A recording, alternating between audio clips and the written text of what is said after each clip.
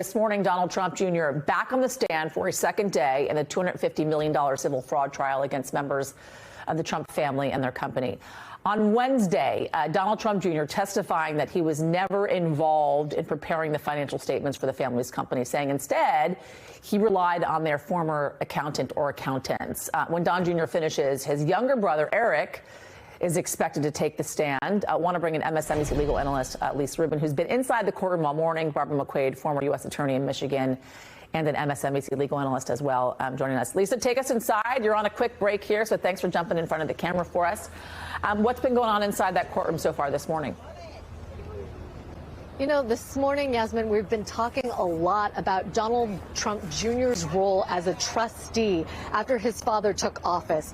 And for Don Trump Jr., the years that really are important are 2017 to 2021, when he was effectively the head of the Trump Organization by being a co-trustee.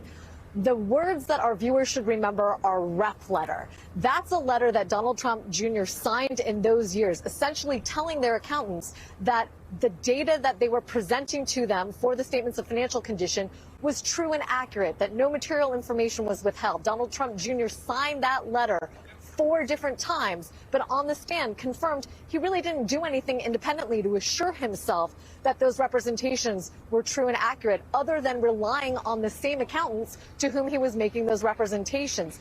That is circular. You can't tell an accountant that you can certify that information is fair and accurate, and at the same time claim you're relying on the person that you need to assure.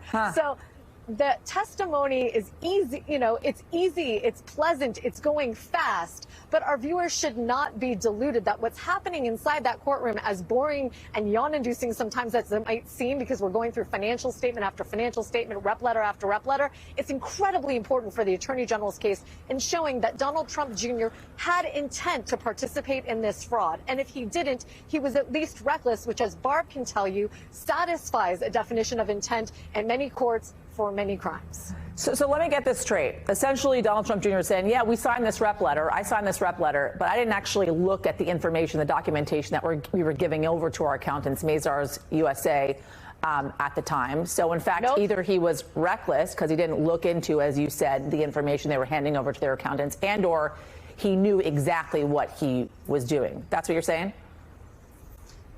That's exactly right. And in addition to those rep letters, he signed guarantees to financial institutions as well, making some of the same representations in connection with loans that his father had taken for various Trump properties.